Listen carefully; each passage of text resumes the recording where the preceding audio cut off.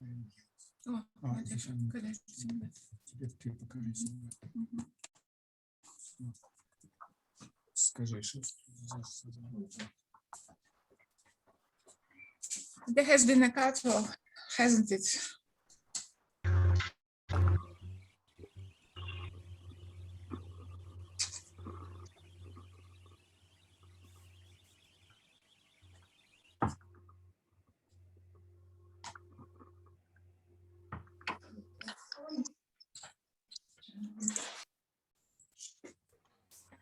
Thank you so much for waiting. So do we have any other question to the presenter? May we shift to a second presentation?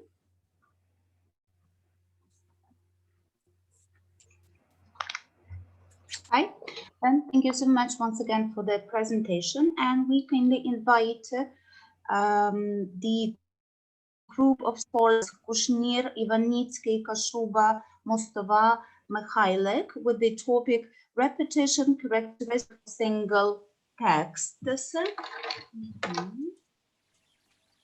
us. You are welcome to share your screen and begin the presentation.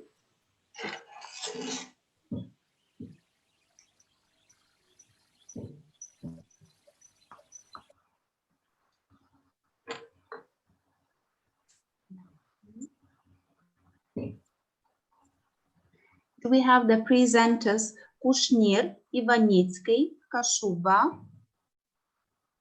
Mostova, Mykhaylyk with the topic repetition characteristic for single texts. All is ready, but I not govern the screen sharing. Is it impossible? Because I have given the permission to share the screen. Well, yes. Okay. Yeah, thank you. Thank you're welcome. Now all is ready. Stop. Now all is ready. I realize I have 10 minutes, so it's it's not too large time. So in the main essence, the repetition characteristic was introduced in 2007, and it is equal to the vocabulary of all the strings which are repeated in the text, divided to the current position in the text key. So a number of facts, of empirical facts, have been known at the beginning of our studies, and our aims are formulated here. So we would like our main aim was to test the resources of this repetition characteristic V of T in detecting artificial repetitions, which we call as self-plagiarism. The other main materials, these were natural text in different languages and so-called generalized Miller's monkey text. These are the text in which each letter is chosen at random, but the frequencies are fixed. The frequencies of different letters can be different. The calculations, the algorithm for calculation of the repetition characteristic is based upon a so-called suffix tree algorithm, and this is very important since this is the only algorithm which enables one to calculate the repetition characteristic in a real time. It is a very difficult computational and storage problem. A number of generalizations of these repetition characteristics realized. They include the linguistic levels of characters and words. Then scoring each repetition either by a single point or by n points, where n is the length of the repeated engram. And the third generalization is is scoring each engram token rather than each engram type. The main results. Here I illustrate the main plots of the repetition characteristic versus the text length in a number of monkey texts. Natural text in English language. One can see the same general trend, but in every case, the VLT characteristic reveals manifests a clear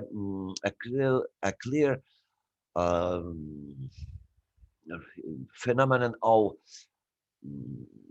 saturation, and the saturated value is of the order of 105, of the 1/2.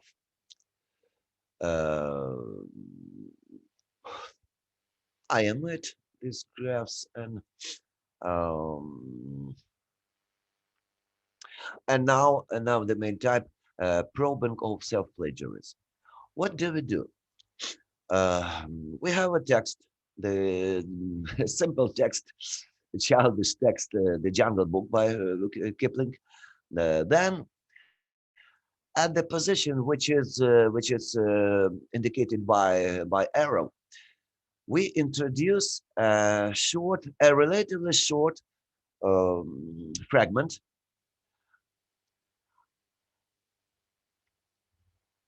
which is repeated.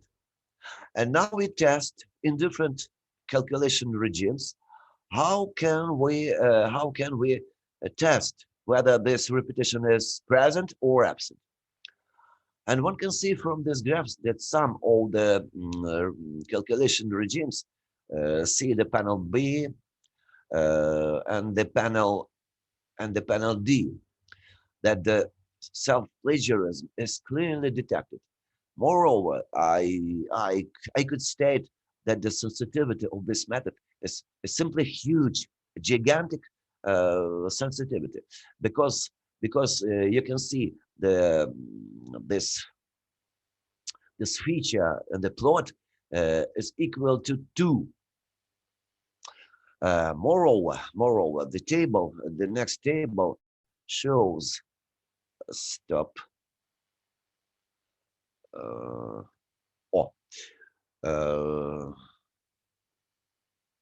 This table shows that the relative jump is equal to almost to 100%. If we have taken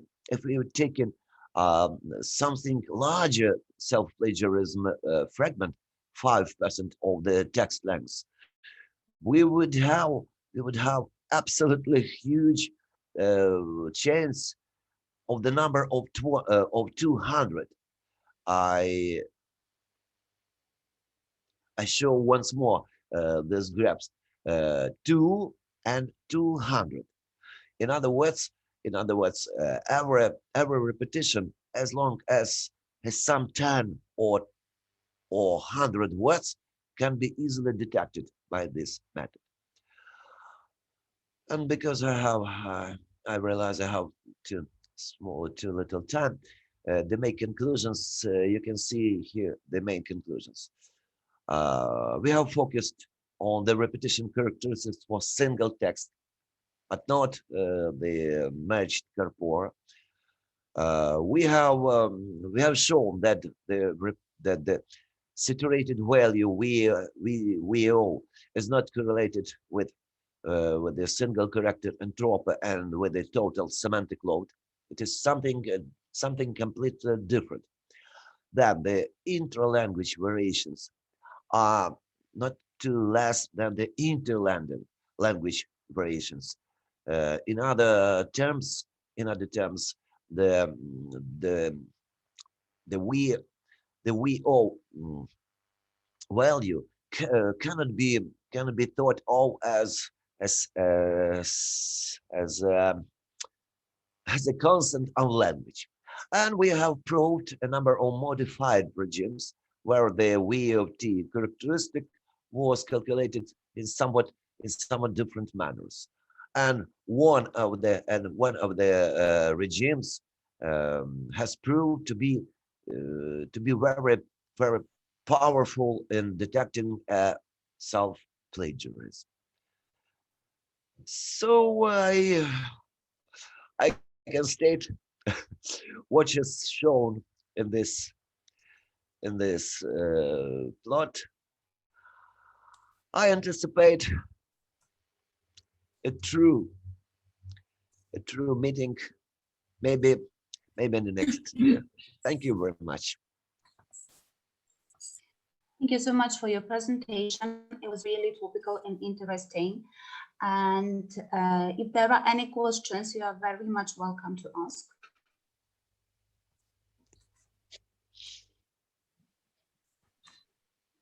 Dear participants, if you have any questions, you are welcome to ask.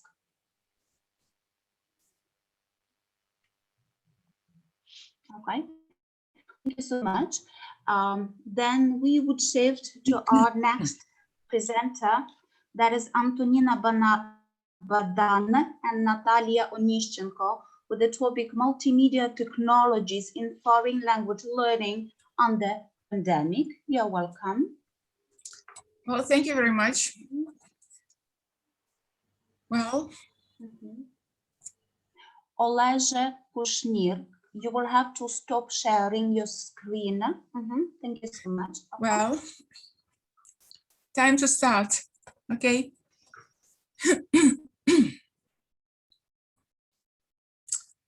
Dear colleagues and the conference participants, our present paper deals with the problem of efficient combination of traditional and multimedia technologies in foreign language learning under pandemic.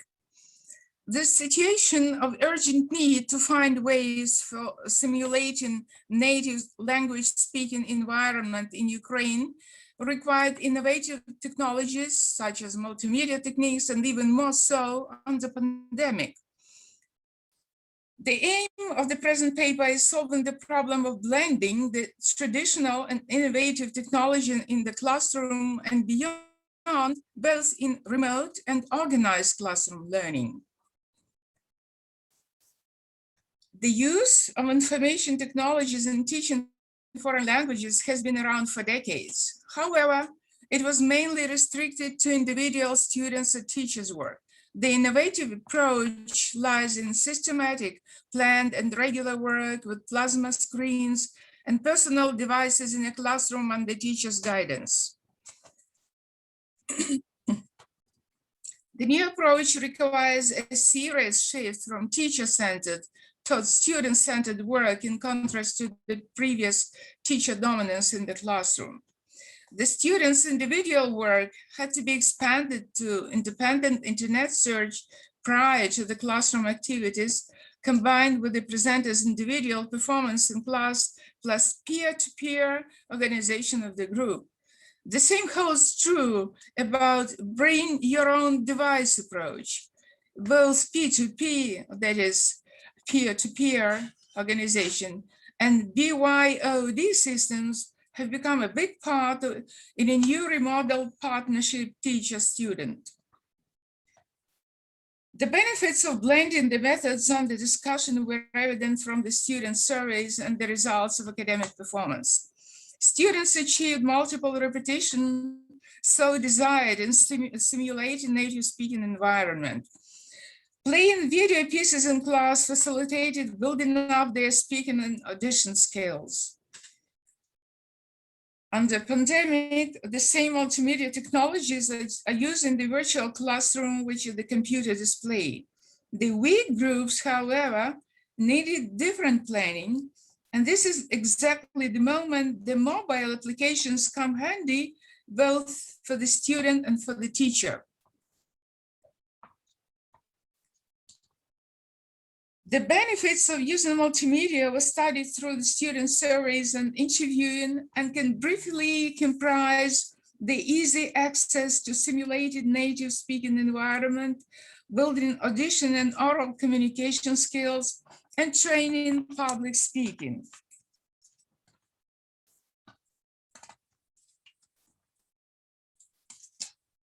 The creation of a Bring Your Own Device catalog is the result of a project organized by the Goethe Institute, Germany, in which the teachers from the National Technical University, Kharkiv Polytechnic Institute, and Vasil Karazin National University, Kharkiv took part. The most effective tools and their advantages are Padlet,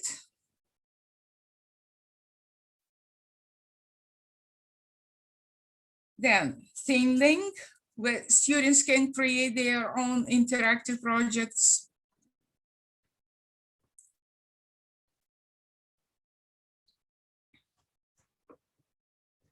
For example, the students translated a video dedicated to the 175th anniversary of the outstanding biologist Nobel laureate Ilya Levchenko into German, with an official broadcasting planned during unveiling a monument to Levchenko in Germany. Quizzes, Quizlet, that's quizzes, and learning applications. At the beginning of the winter semester 2019-2020, 178 students of bachelor's and master's degree of the two aforementioned departments were included in an experiment. The study was carried out according to three criteria. Criterion 1, the quality academic performance of the control groups at the beginning of the experiment, September 2019, and at the end, December 2020, has increased by 15.2%. Criterion 2, interest in the object, material, and forms of education measured by students' attendance. Under the pandemic, it increased by 20.2%. Criterion 3, students' confidence using digital tools. The data were obtained from direct anonymous student survey via Google Forms mailing list. The level of their comfort was assessed on a scale from 0 to 10. The students' media competence has increased dramatically from 25.4% to 84.8%. Thus, the enforced circumstances of a pandemic with the overall online learning can also have a positive effect on the motivation of students to master new media technologies. As a result of the joint project of the two universities, it turned out that the role of using all the digital tools mentioned above is especially important in blended learning. The results of a statistic-based experiment show that two objective criteria and one subjective criterion of learning under pandemic demonstrate a substantial increase in comparison with the before pandemic state. Thank you for your attention. Thank you so much for the presentation. Very topical nowadays, right? Questions are invited. Questions are very much welcome.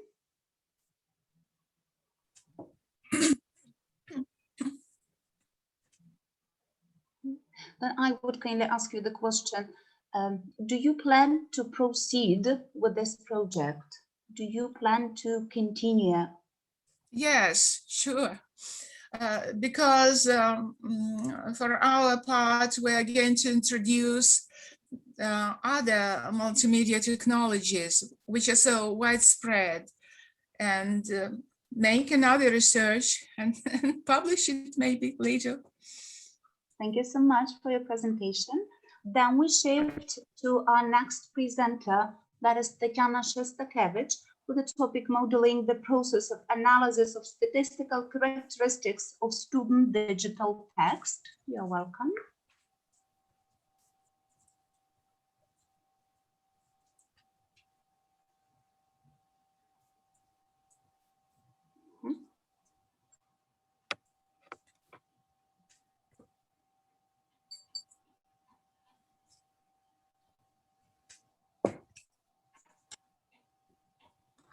Hello, dear colleagues. I'm very glad that Antonina had the previous talk about multimedia. It's very much it's very interesting, and I would like to support whatever she said and say how interesting and what a great response from students we have when we use different multimedia techniques. Thanks a lot, Antonina, for such a presentation. I shall use some of the multimedia you mentioned and try to do this with my students. So at the very beginning, my idea was to do some research on how to model the process of analysis of statistical characteristics of students' digital text, and how can we compare and have some statistical portrait, find something interesting about students and their text they produced, and maybe is there connection between what students say or write and some objective characteristics of the student. And at the very beginning, it was the only goal of this research, but then it appeared to be that it became something more interesting. And at the very end, it became a very nice chance to apply the academic integrity rules and ideas into education of our students. And I'm very glad to be able to do this. So we should start with the research started with the development of the algorithm, how students can produce their digital texts, and then how to study it automatically using different tools we have to manage our education, our distance education in the Polytechnic National University, and then make some hypotheses about the study and research and conducted, and then design what would be the future, what would be the prospects of using such techniques and such ideas. And at the very beginning, the algorithm of the digital text analysis was to, well, formulate the purpose of the study, then select the stimuli according to which students supposed to produce the text, then evaluate independently some objective characteristics of the student, then statistically process the text, and then analyze the results of the study. So again, the idea was to find whether there are some whether there are connections between statistical characteristics of the texts created by students in such distant education and objective characteristics of the student. I was inspired by the projective methods used in psychology when a person is given some small kind of information, small piece of information, and the patient or the person supposed to add something, describe the situation and add something from his own heart, from the bottom of his heart, according to his or her ideas, inner state, according to his lifelong journey, whatever they had. And it appeared that people with different experience add something special and which can characterize them from some special point of view. That is why I've decided to create the same environment, to take the same test. And the idea on this model, this projective technique was compared, because this left model of PetriNet, it shows that when a person comes to the psychologist and produce some text according to some picture, let's say describe a picture, the psychologist is performing an evaluation, and at the same time when the person is producing the text. And in our case, this is the parallel situations, parallel tasks. And in our case on the right, which is modeled on the right, we cannot have something like this, but we still can do this, but step by step. First, using our the system, the virtual educational system which we have in the Polytechnic National University, I have created this. At first, students supposed to give the text, and then they're supposed to be evaluated. And all the results were gathered in this evaluation, in this virtual educational environment. So the picture from the right was shown to the students, and they had 10 minutes to write a story. They had all the same task. By writing the story, they're supposed to submit it to this virtual educational system, and then take a short quiz. Well, there was the students of 8th semester, 56 female and 6 boys participated. And after creating the text, they took a test on what kind of personality they are. This is pretty popular test. I took it as well as I assumed it was relevant because the company who produced it for a long time is registered on LinkedIn. That is why this allowed me to assume that they're a trustworthy company and we can trust their psychological tests. Of course, psychological tests are about the situation, how the person feels at the very moment, and may be quite different at the different moment of time. But well, the time was the same for all. It was Monday, 2nd class, so probably the more or less situation was the same for all the students.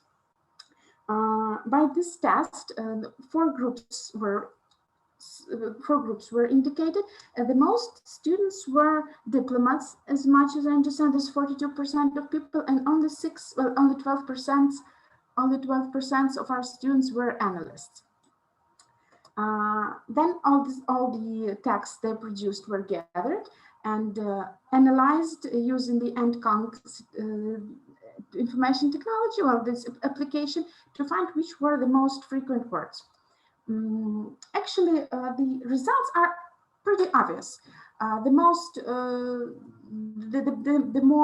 The bigger set of text was the less, the more unique words there were. So these results are quite obvious. It's okay, but maybe some interesting results, what we can find out about our students, which I like the most, that while describing the same picture, those students who were, according to these psychological tests, were analysts.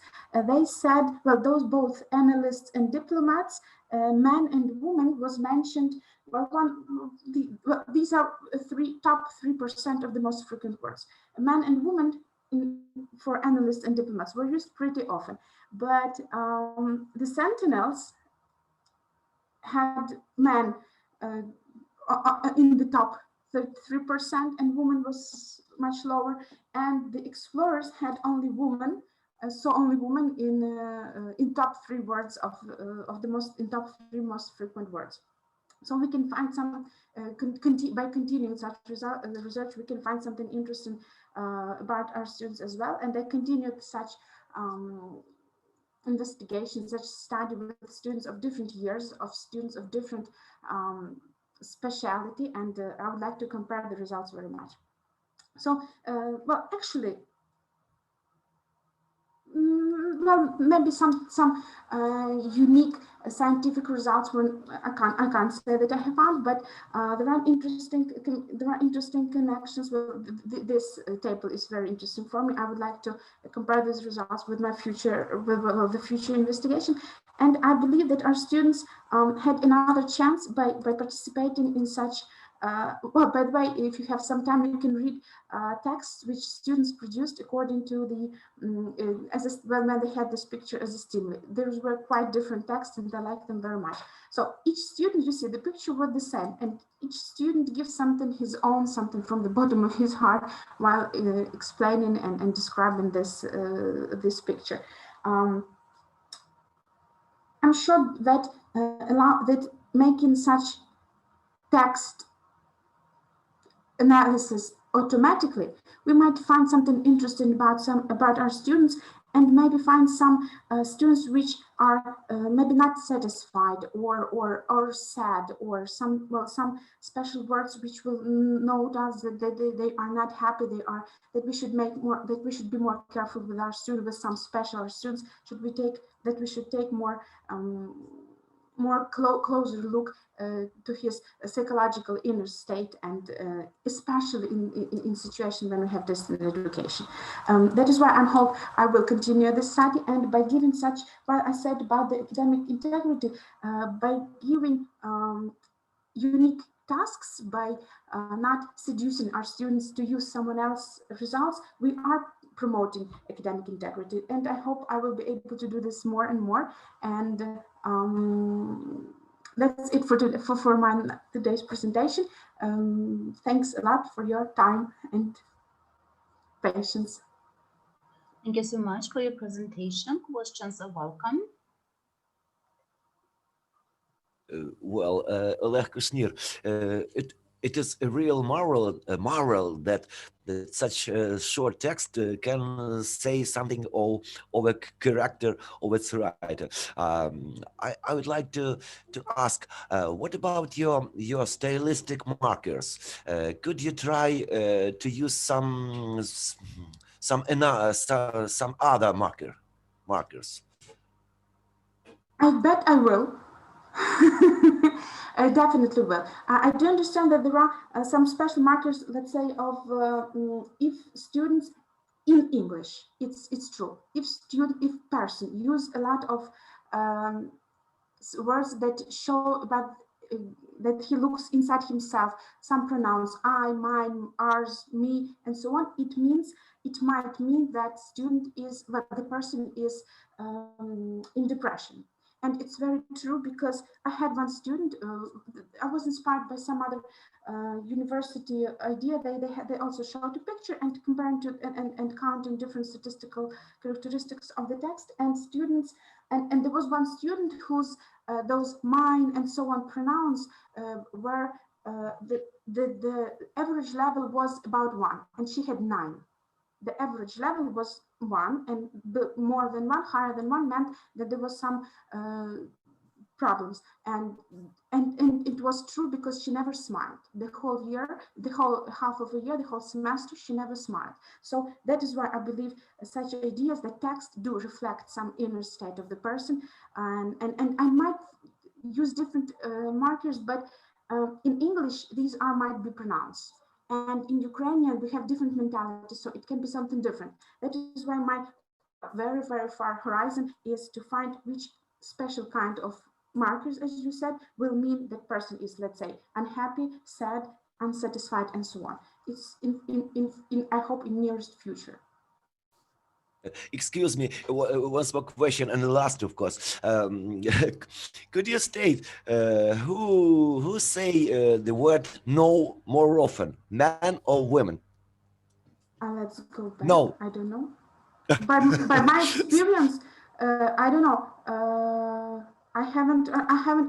You know, the very obvious characteristic of a person by men or women, which we can compare, was too obvious. It was too easy. That is why I've decided to take some tests, the psychological text. I don't know. I can try, because I have separated text of students into male and female students. Maybe in future I will, but it was only 8 male students. That is why 6 male students. That is why I'm not sure these results will be relevant. That is why I didn't try it. But my students from other groups, there are boys and girls of the same number. I can try that, something like this. So I could say, who says no more often. Thank you so much.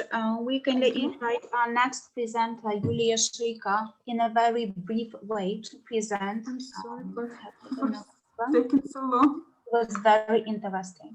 Thanks, Nataliia.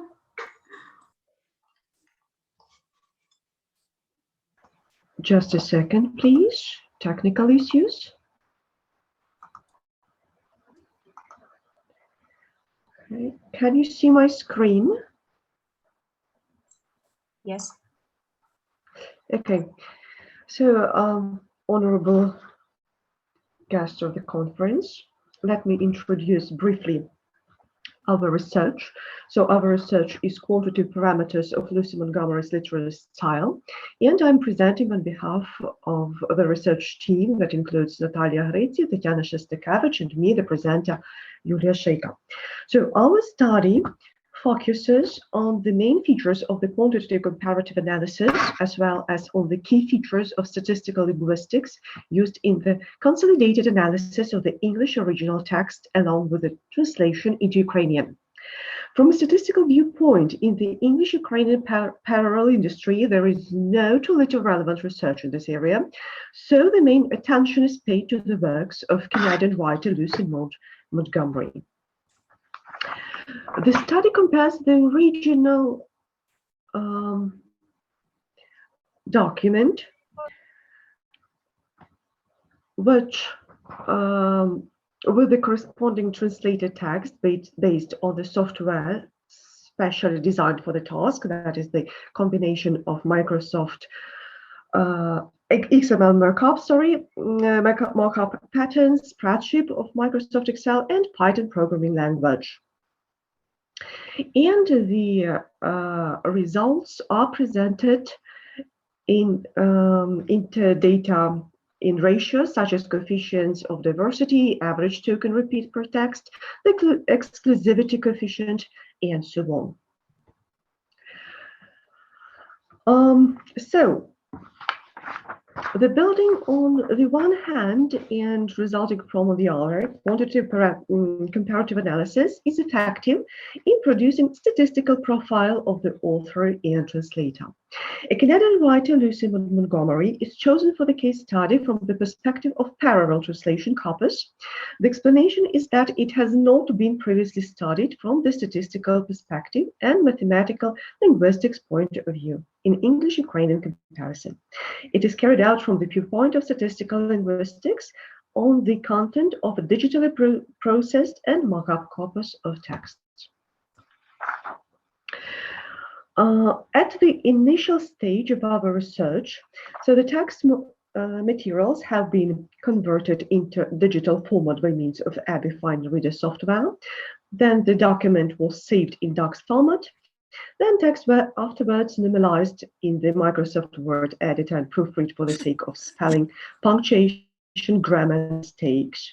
Then structural markup was conducted using paragraph markup, sentence tag, and page mark. Well, from the presented distribution data, we can see the results of the number of lexical tokens found in the paragraphs of the text.